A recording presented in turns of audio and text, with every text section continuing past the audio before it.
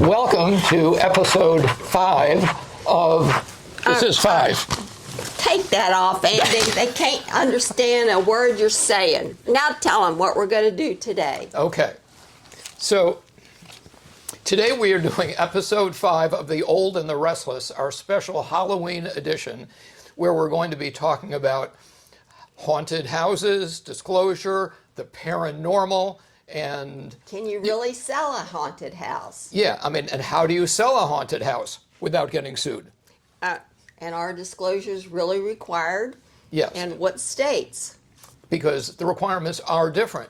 So we are fortunate this morning to have with us in the studio here in Ashburn, Virginia, one of America's foremost authorities on disclosure in different states on the sale of different houses.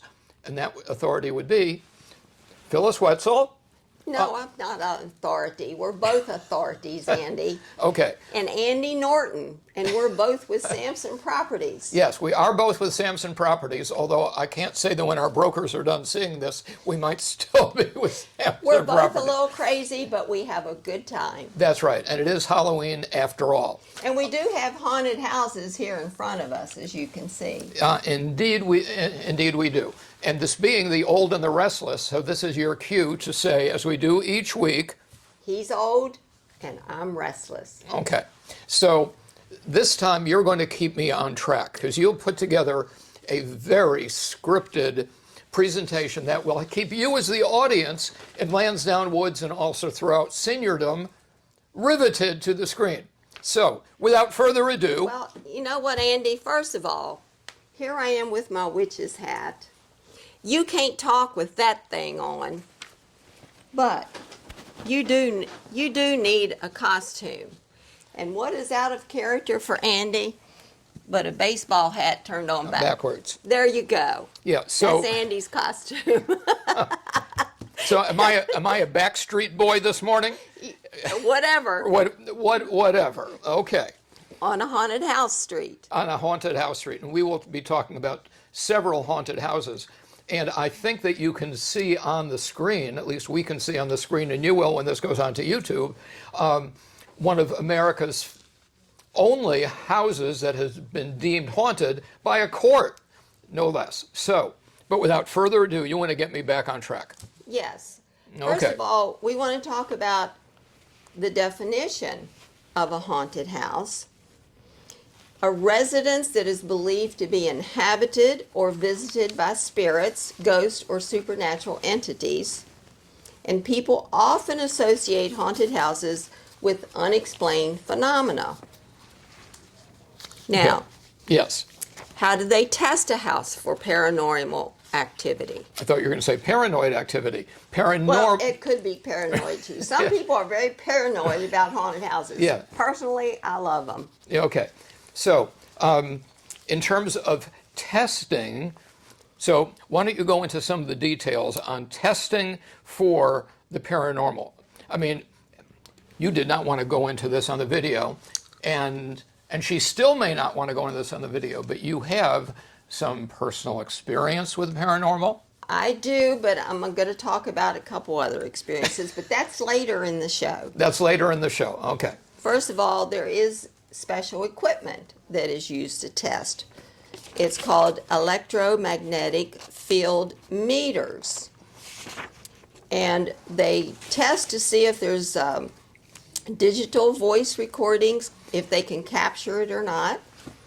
Okay. Have you ever heard of such a thing? I've never heard of such a thing, although I am skeptical. And I think many in the audience would be skeptical, because if these devices actually worked, then there'd be proof of ghosts, and we could all be afraid of things other than politics. But Well, the one thing that I have noticed in talking to people and things I've experienced myself, I don't know of any ghosts that actually do real harm. They may scare you because you're not used to seeing them or hearing of them or feeling them. But it's a scary feeling, I think, more than anything. I have not heard of any anybody being actually damaged or injured. Have you? No, and in some of the stories that we'll get into, in one of the court cases in particular, some of these are really family friendly, but not being hurt. So if by any chance in any of the rooms of your homes, in the middle of the night, when you need to get up and go to the bathroom and something goes boom in the night, it's probably going to be a friendly ghost. Or it could just be the house reacting to expanding, contracting due to the weather. There is that. That creates a lot of noises that people mistake. Right. But there is a legal term for a haunted house. Yep. The legal system does not recognize haunted as an official property designation. Instead, courts and laws may refer to such properties as stigmatized properties. What is a stigmatized property, Andy? Okay, so to answer your question first, a stigmatized property has something going on with it other than the physical condition of the house. And an example would be if somebody is murdered inside the house and the word gets around the neighborhood that, oh, that's the house where the murder was. And we're going to talk about that a little bit later, too. That's right, because there is a local case. Actually, there are a few local cases here in Northern Virginia with that. So a stigmatized property is something where an event has occurred in the house that has nothing to do with the roof and the foundation and the walls and the appliances and so forth. And there are many residences that claim to be haunted. However, there is no official public registry of houses that have conclusively passed paranormal test. Yeah. There are some well-known haunted houses that make these claims. Amityville House in New York, for instance, and we're going to talk about another one in New York. Which may be on their screen right now if we can actually do the audio visual when it goes onto YouTube. The house in Nyack, New York. Do you want to get into Nyack or not yet? Go ahead. Okay. Go ahead. You seem to want to talk about that. We'll just get that out of the way. Okay, so we'll get Nyack out of the way. So Nyack is a town in New York on the Hudson River, upriver from New York City. And there is a house overlooking the Hudson that ended up the object of litigation having to do with its hauntedness and the disclosure of the hauntedness. And this is the only house anywhere in the United States where a court has actually said, as a matter of law, this house is haunted. So, would you like to know how it's haunted? Yes. Okay. So the name of the case, if any of you... You've piqued my interest now. I've piqued your interest, okay. Yeah. It is, the plaintiff in this was a guy named Jeffrey Stambovsky. And he tried to buy this house from the Eccles family. And so the Eccles family, over the years, when they bought it, it was a rundown, deserted house. And they didn't have any kids, and they had their family there and raised the family there. And along the way, they felt that there were paranormal activities, such as 3 specific ghosts. There were a married couple, a Sir George and a Lady Margaret from the 1700s, who supposedly visited their children and bestowed gifts upon the children when they were babies. But because it's paranormal, they took the gifts back. So they gave the gifts to the babies, and then the gifts would disappear. But there was another paranormal person, a Revolutionary War lieutenant that supposedly had taken up, residence in this house. And so the adult son of the owners, evidently, in the middle of the night, went eyeball to eyeball with the ghost of the Revolutionary War lieutenant. Is that like in the middle of the night, things go boom? Something like that. But the owners did not stop at simply experiencing this. So there was an annual home tour, and the owners of this house got the home on the home tour each year in the town of Nyack, New York, and where people would simply come to see the haunted house. And so it wasn't long before local newspapers came to visit the house and interview the owners and find out about the paranormal activity. And then what ended up really getting this onto the national radar screen, they did an article in Reader's Digest about Sir George and Lady Margaret and the Revolutionary War lieutenant. And one of the daughters claimed that from the time she was a little girl, these ghosts would actually rock the bed, rock the cradle to put the kid to sleep. And a born-in babysitter. That's right. How could you complain about that? Hey, Yeah. we could use that. Yeah. But life marches on, and this couple wanted to sell the house, and they put it on the market just as a house for sale.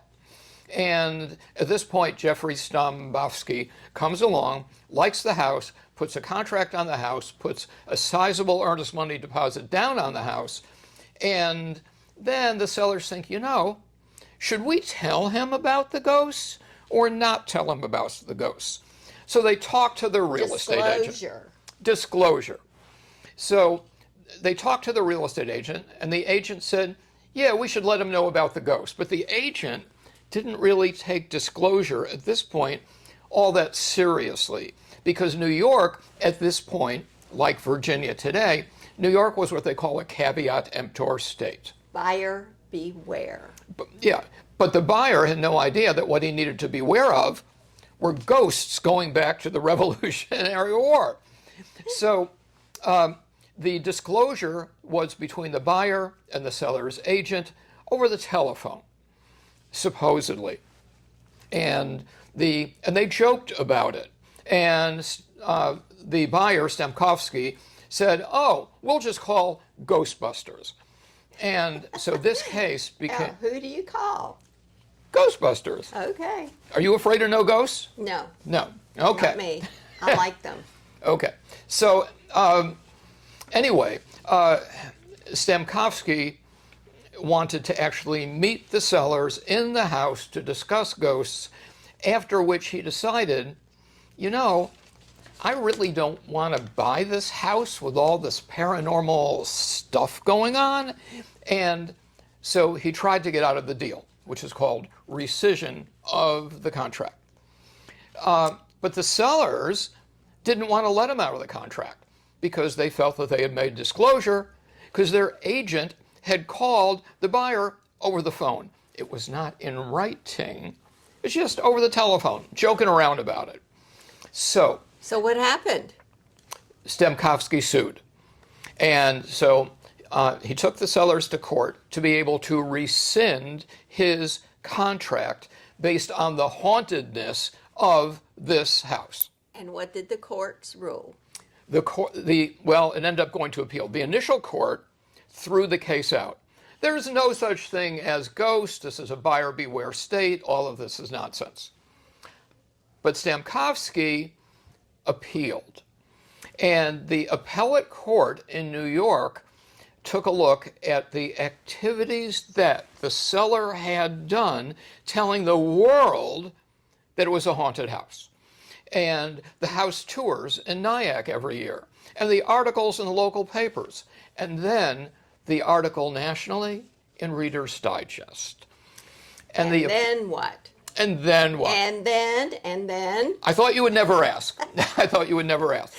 So the appellate court at this point said, and am I taking too long? Yes.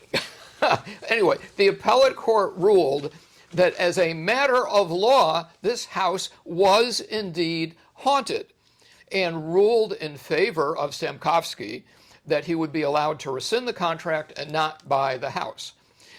Because in all 50 states, this is the only appellate court that has ever ruled that a house is actually haunted as a matter of law.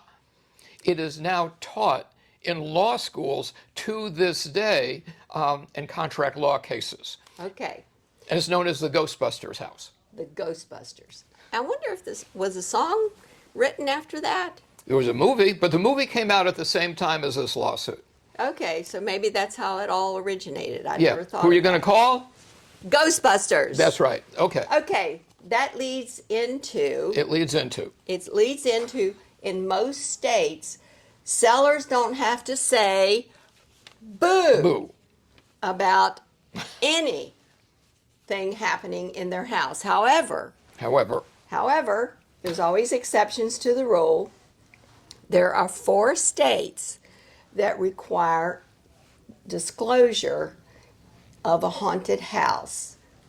And I guess the definition would be not only the legal definition, but the definition by the owners. And Right. those 4 states are Massachusetts, Minnesota, New Jersey, and New York. Those are the 4. Now, to make this a controversial video, is there any coincidence if these are all red states? No, they're blue states. They're blue states.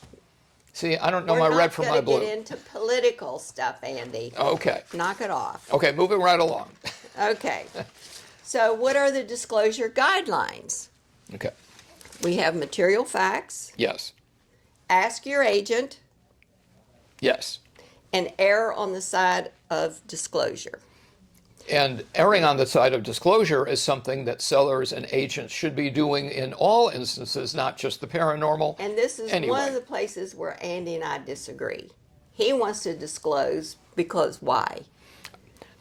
My philosophy in real estate is that you avoid problems by disclosing and, if necessary, over disclosing, just so that people are not disappointed or surprised later on. However, because we disagree on this, I would prefer not to raise the queen bee in the hornet's nest. right. Deal with it if it comes up. But if you don't have to disclose, unless there's a stigma in the neighborhood, then I may agree with Andy. But if there isn't, and it's sort of just what the owners may feel, then I would say no. I know you wanted this to come up later.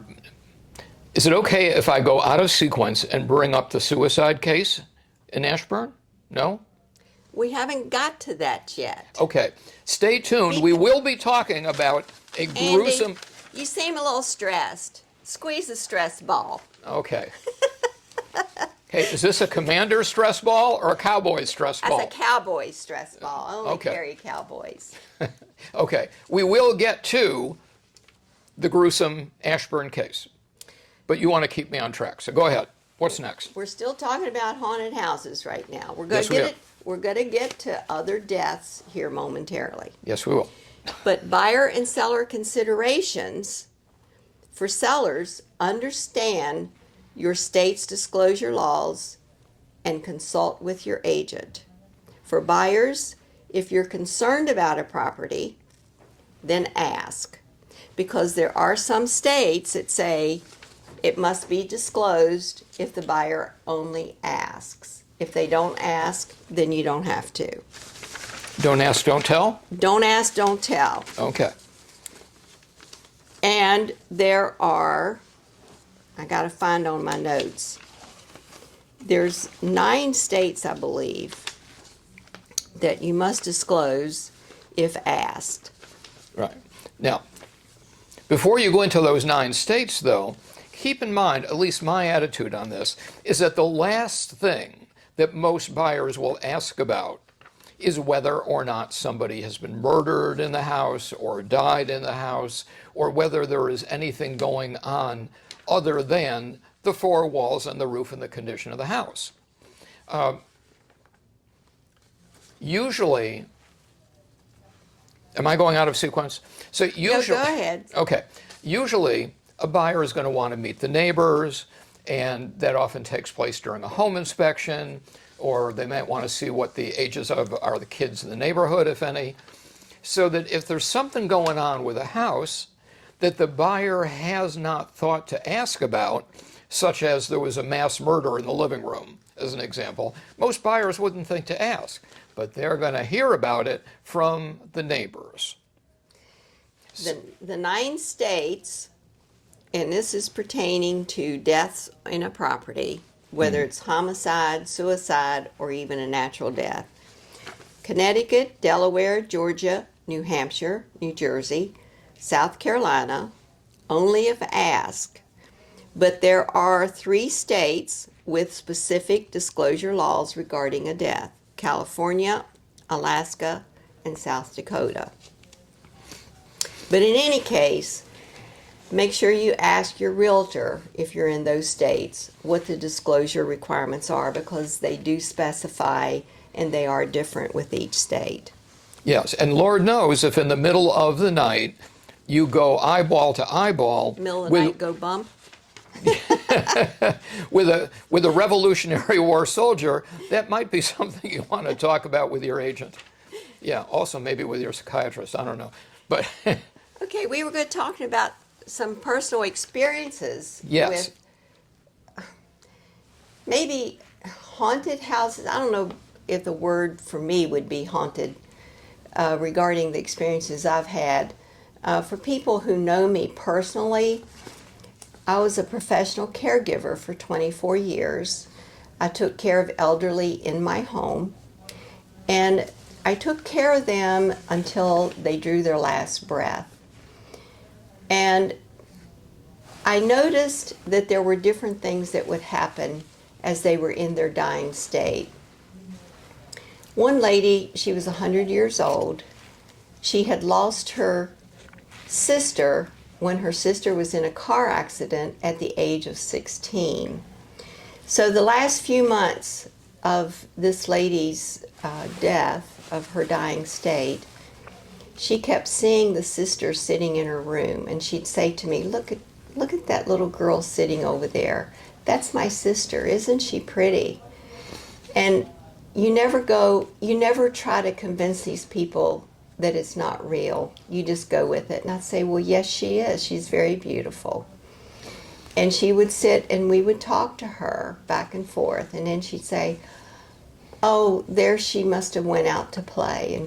And she would tell me that she'd left. And so you just go with it. Then I had another lady that was the last few months of her dying days.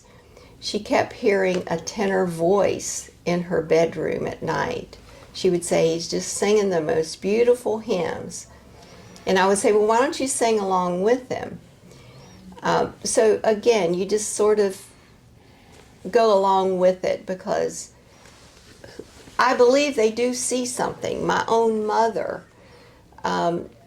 hours before her death, she wasn't really talking and her eyes weren't open. But I was holding her hand and I said, Mom, do you see the angels coming? And she smiled and she nodded her head, yes. And I said, well, when you're ready, you just go with them. And she, just shook her head, yes. My own brother, I took care of him when he was diagnosed with stage 4 bladder cancer.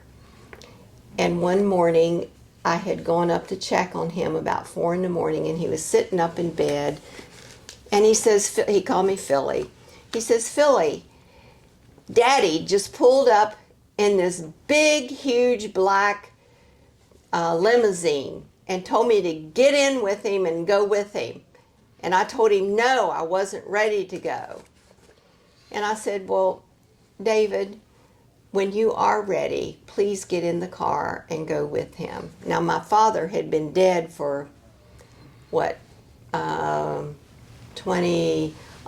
25 years or more. So people do see things as they're dying. I wouldn't call it a ghost. I would call it a vision of sorts. But for some people, that freaks them out. For me, I just considered an honor that people trusted me with their life and their death. What experiences have you had, Andy? One of the things I wanted to share, and this is something that a speaker that both of us heard just a few days ago. The local Realtor Association had its annual convention, and the keynote speaker was a professor from Georgetown University. And one of the things this guy was talking about was that we tend to see the things that are around us that we have always seen, but there are things around us that we tend not to see simply because we are not looking at them, and maybe we're not wired to see them. And what the speaker was urging people to do was to open up their consciousness to the world around them as they went through their normal day, and that we would see things when we were actually trying to open up our consciousness that perhaps we had not seen before. And this guy is a highly regarded professor at Georgetown. And I think that sort of feeds into one of the things that you're saying, experiences that you've had in your life dealing with people who are taking their last breaths. That there are things in our world that we tend not to see because we're not really looking at them or for them with an open mind. Now, with respect to haunted houses, can I tell them about the one in Ashburn, the violent one now? Okay, Andy, go for it. Okay, go for it. So a few years ago, I had a listing in Ashburn at Potomac Green. And in this particular case, the owner of the house, who was depressed, blew her brains out with a gun in the master bathroom. And so the heirs needed to fix up the house, obviously, and put the house on the market and sell it. And so the question became, and they did a remarkable cleanup job of the gruesome conditions that you can only imagine that they discovered.